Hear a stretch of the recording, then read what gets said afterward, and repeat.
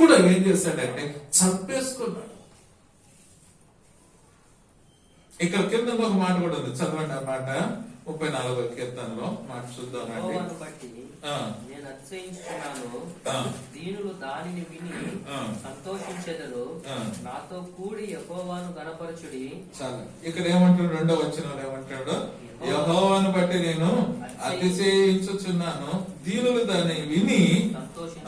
మనమైతే గొల్యాతు జరిపిన మనతో మనం ఎట్లుంటామంటే మన కథ మనం అన్ని కిరీటం ఇంకా తేలేదు, ఏమన్నా సౌలు ఇంకా లేట్ చేస్తున్నాడే, ఏమిగా ఈ విధంగా ఆయన కూతురించి వివాహం ఎప్పుడు ప్రకటిస్తాడు అన్ని చెప్పు, ఎన్నెన్నో మనం ఇంకా అన్ని మన ఊహలే తేలిపోతాం, గాలిలో ఉంటాం మనం.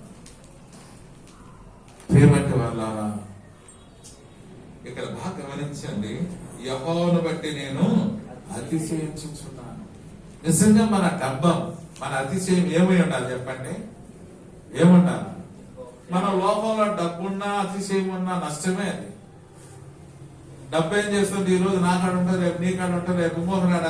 అదేమొస్తుంది, దానికి రెక్కలు ధరించుకుని ఎగిరిపోతా ఉంటది. డబ్బు శాశ్వతం కాదు, కిరీటము అది కూడా శాశ్వతం కాదు, అది కూడా వెళ్ళిపోతుంది. డబ్బు పోతే కిరీటం అన్ని పోతాయి, అధికారం పోతుంది, కట్టుకున్న ఇల్లు పోతుంది, అన్ని పోతాయి, ఏ పండవు. కానీ మనం ఈ దేని భూ సంబంధమైన దాన్ని దేన్ని చూసి మనం అతిశయించిన యావత్తులో దేవుడు ఏం చేశాడు, దాన్ని తీసిపడాడు. ఈ విషయం దావీదుకు ఎప్పుడో తెలుసు. అందుకే దావీదు యొక్క అతిశయం దేని బట్టి ఆయన అతిశయపడ్డాడంటే, ఆయన దేవుడైన తండ్రిని బట్టి ఆయన అతిశయపడ్డాడు. కనుక ప్రేమంటే వాళ్ళ ఈరోజు మన అతిశయం అంటారు, కొంచెంగా తెల్లగా కానుంటే, మంచి అందంగా కానుంటే నాకన్నా ఎవరు లేరండి, మంచి డబ్బు కానుంటే నాకన్నా ఎవరు లేరండి, మంచి కారు ఉంటే నాకన్నా కాస్టింగ్ ఎవరికి లేదండి, మంచి రైడర్ బైక్ ఉంటే నాకన్నా ఎవరికి లేదండి. ప్రియ సహోదరుడా, ప్రియ సహోదరి, నీకు ఇచ్చిన తలాంతును బట్టి కూడా నువ్వు అతిశయపడకూడదంట. ఈయన పాట పాడితే ఏముంటది, ఈయన వాక్యాలు చెప్తే ఏముంటది, ఈయన ప్రార్థన చేసి ఈయన సువార్త చేస్తే ఏముంటదంటే. కనుక ప్రేమంటే వాళ్ళరా, మన వాటిని బట్టి కాదు, కృపావరాలను బట్టి మన అతిశయము ఉండకూడదు. మన అతిశయం ఎవరంట, దేవుని బట్టి మన అతిశయం. ఇక్కడ దావీదు అనుభవాన్ని మనం చూస్తుంటున్నాం. ఆయన ఖాళీ చేసుకున్నాడు, అంత పరాక్రమశాలి అయినప్పటికీ ఏమైపోయినాడంట, ఆయన దీనుడైపోయినాడు. ఎంత తగ్గించుకున్నాడో, ఎంత ఒదిగిపోతున్నాడో చూడండి. మామూలు విషయం కాదు. మనం ఎంత తగ్గాలన్నా అంత పైకి లేచాం. మనం తగ్గింపు జీవితం మనకు తెలియదు. కనుక ఇక్కడ ఒదిగేది దావీదు నేర్చుకున్నాడు. ఆయన అతిశయము క్రీస్తు. కనుక ప్రేమంటే వాళ్ళారా, నేను గొల్యాతును చంపాను, వీడిని చంపాను, వాణ్ణి చంపాను, వీడిని చంపాను, ఏదేదో అని చెప్పి ఆయనలో అతిశయం లేదు. కానీ అయితే ఆయనలో గర్వం లేదు. కానీ అయితే ఎవరిని బట్టి ఆయన అంటే దేవుని బట్టి ఆయన అతిశయం, క్రీస్తుని బట్టి ఆయన అతిశయపడుతూ వచ్చాడు. ఇంకో మాట చూద్దానండి, అదే కీర్తనలోనే 86వ కీర్తనలో ఒక మాట చూద్దాం. 86వ కీర్తన 86వ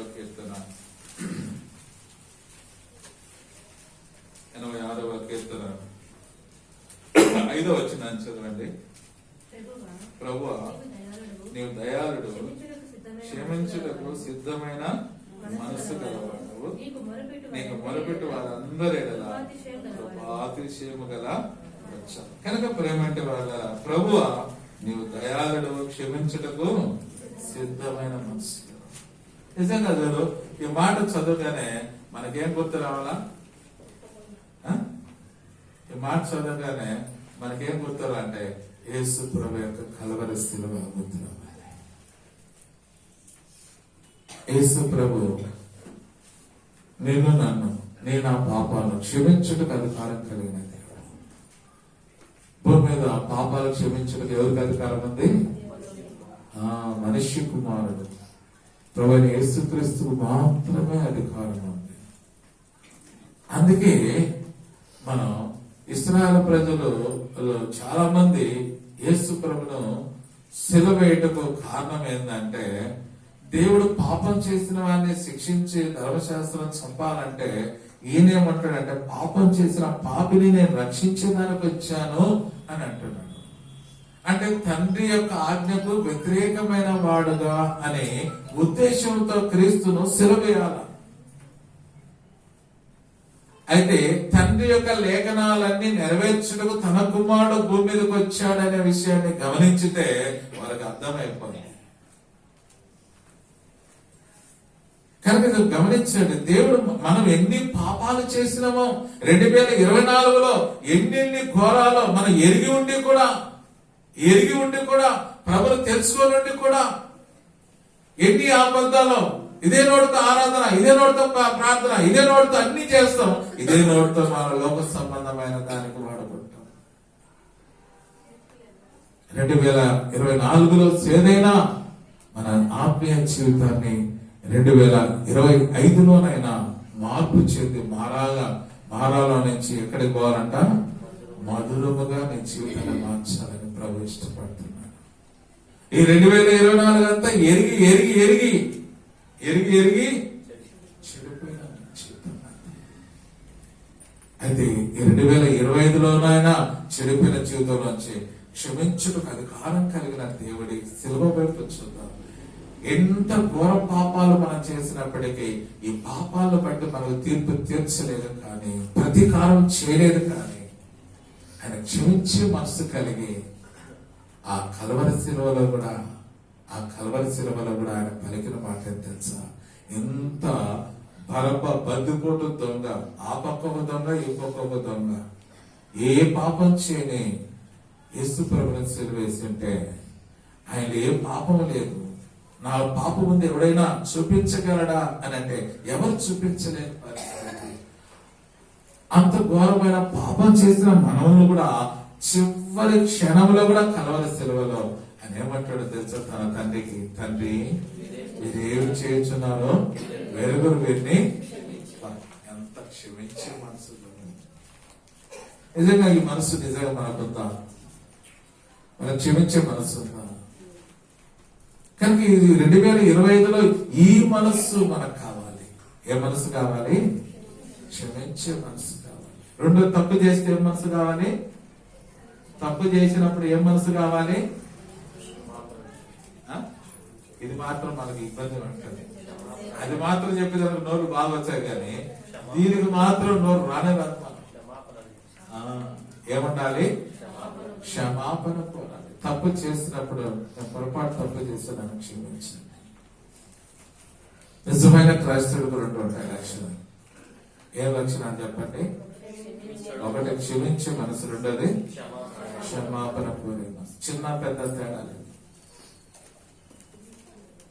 కనుక ఉదయకాల సమయంలో దేవుడి పాదముల దగ్గరికి వస్తుంటున్నాం. ఆయన ఎంతైనా క్షమించడం అధికారం కలిగిన దేవుడు. ఆయన అధికారం కింద నిజంగా నువ్వు నేను ఉంటే ఈరోజు మనం ఎలా ఉండాలి? ఎందుకు ఉండాలంటే ఆయన మన పాపాలన్నీ కూడా క్షమించడం అధికారం కలిగిన దేవుడు. మన పాపాలన్నీ కూడా క్షమించడం సిద్ధ మనసు కలిగిన దేవుడు. మన పాపాలు బట్టి ఆయన ప్రతీకారం చేయలేదు, మన పాపాలు బట్టి ఆయన శిక్ష విధించలేదు, మనకు బదులుగా ఆయన శిక్ష అందించాడు.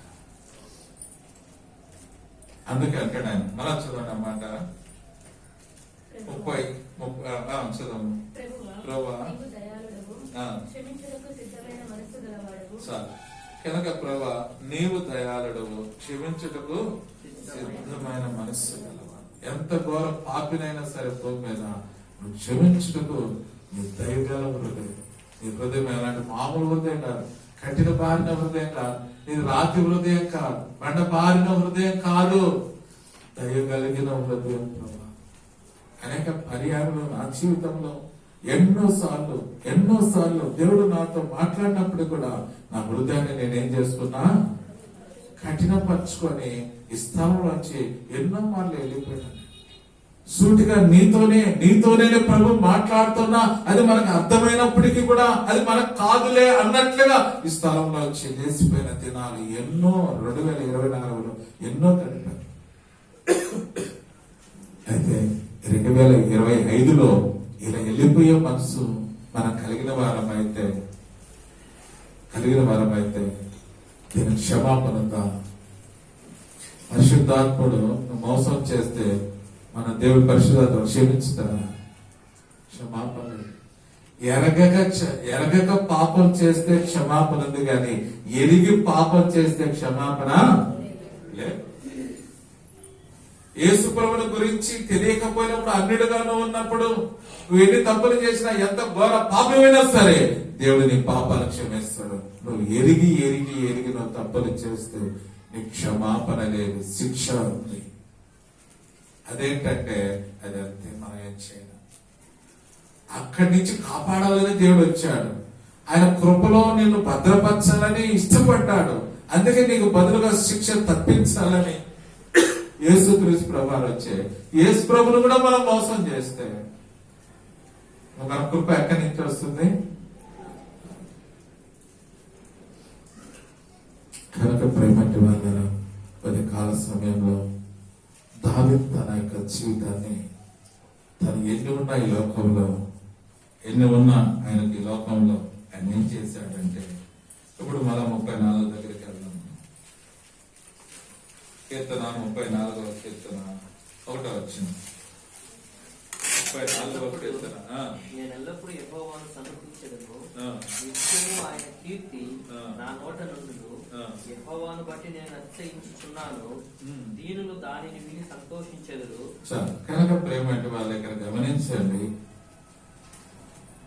యేసుక్రీస్తు ప్రభువారు కూడా తన తండ్రిని ఆయన ఎంతగా ఆరాధించాడు, తన తండ్రిని బట్టి ఎంతగా ఆయన సంతోషించాడు అనే మాటకు, ఆయన ఇష్టపడి కట్టించుకున్న మందిరం విషయంలో కూడా ఆయన ఎంతగా రోషం కలిగి నిలబడ్డాడు యేసు ప్రభు అనే దానికి యెరూషలేములో ఏం జరుగుతున్నాయి అక్కడ?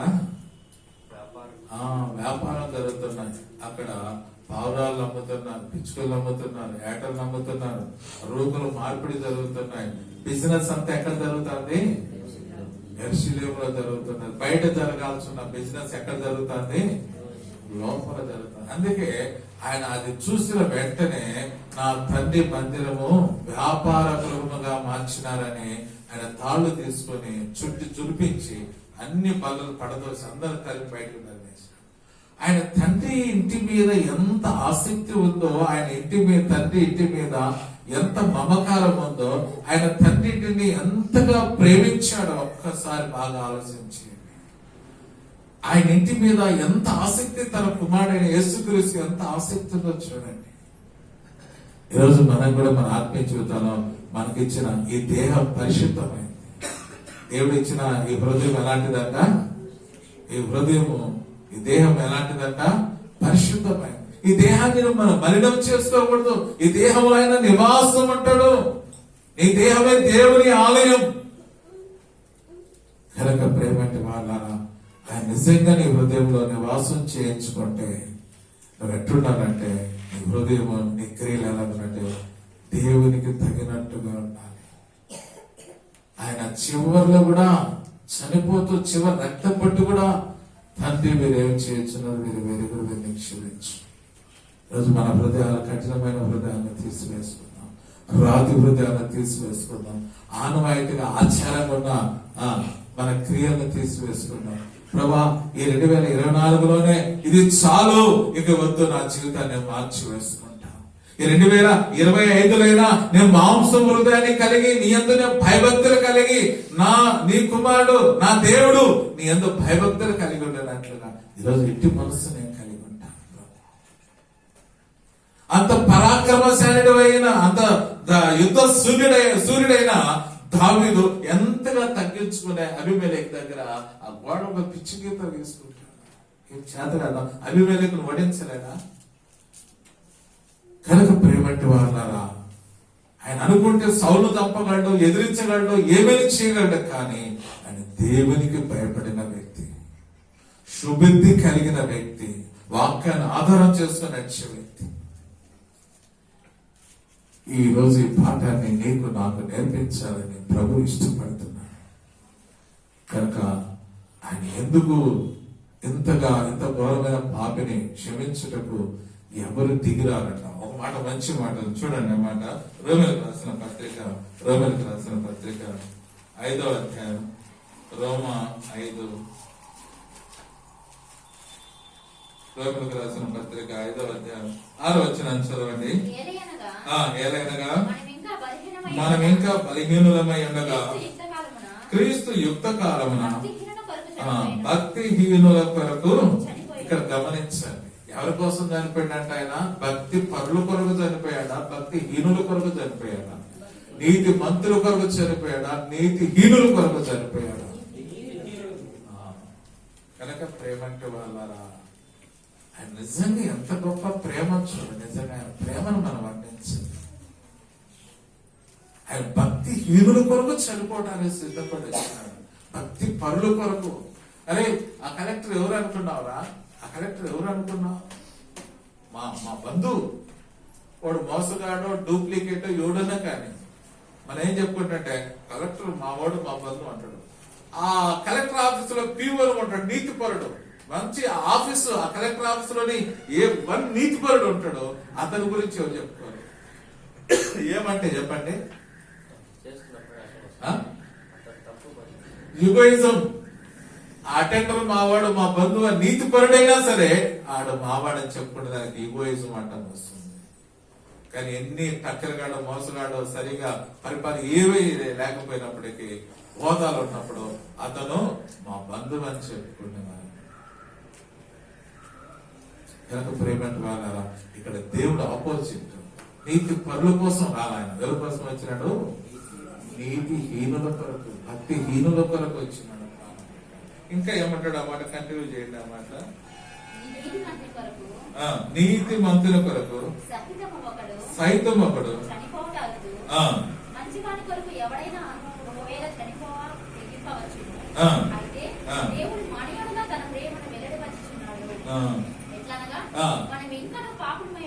మనం ఇంకను పాపులమై ఉండగానే చాలు. కనుక ప్రేమ అంటే వాళ్ళరా, నీతి మంతుల కోసం ఎవడైనా తెగించేదానికి రావచ్చు, ప్రాణం పెట్టచ్చు. గాని భక్తిహీనుల కొరకు, పాపుల కోసం ఎవడు తెగించడు, రాడు, ప్రాణం పెట్టడు, చనిపోడు.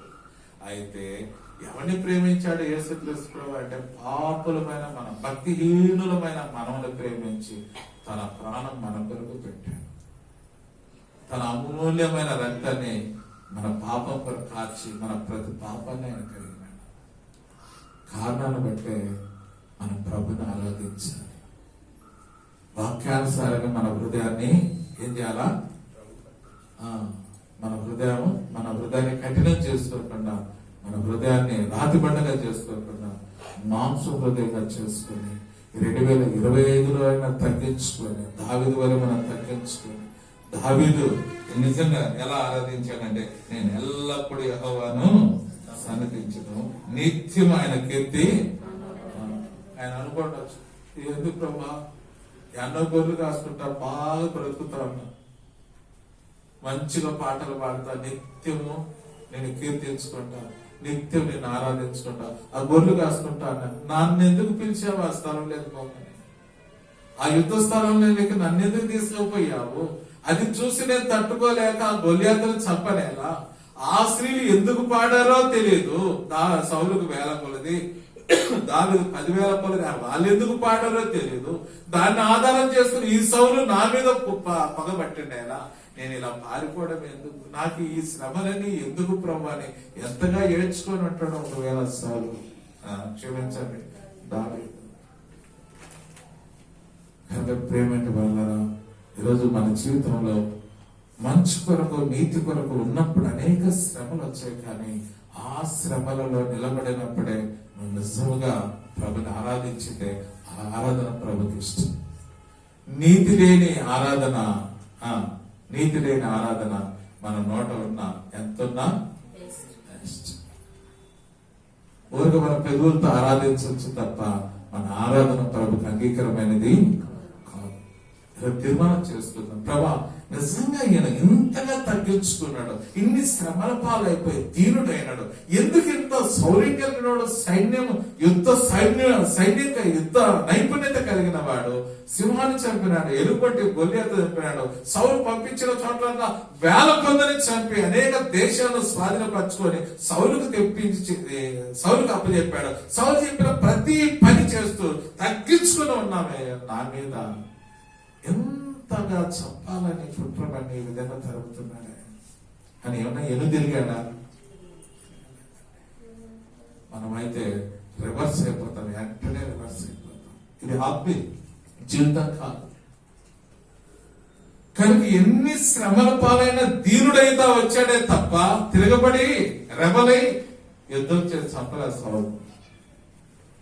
ఒక శత్రువు దగ్గరికి పోయినప్పుడు శత్రువుడు ఎదుర్కోవాలి, ఆశ్రయం ఇచ్చి కాదు అనే ప్రాంతంలో ఉన్నప్పటికీ కూడా అతని దగ్గర ఒక పిచ్చివాడిగా వెర్రివాడిగా తగ్గించుకొని ఆ స్థలం నుంచి బయటకు వచ్చాడు.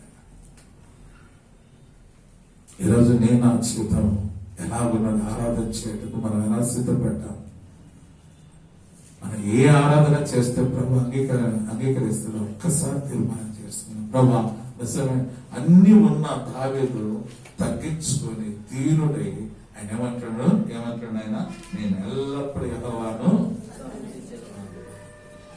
ఎంత ఉన్నతమైన స్థితిలో ఉన్నా కూడా ఆయన భూమికి కిందగా తగ్గించుకొని ఇంతగా నేను హెచ్చించుటకు నిజంగా ఆయన జీవితమే ఒక నాకు మాదిరికరంగా. ప్రభా నాకు ఏమీ లేదు, నా దగ్గర ఏమి లేకపోయినా నేనేమో ఏదేదో ఏమేమో అన్ని ఆరాధన, ఏదేదో అంత ఆరాధన చేస్తుంది. ఇది ఆరాధన కరెక్ట్ అయింది కాదు.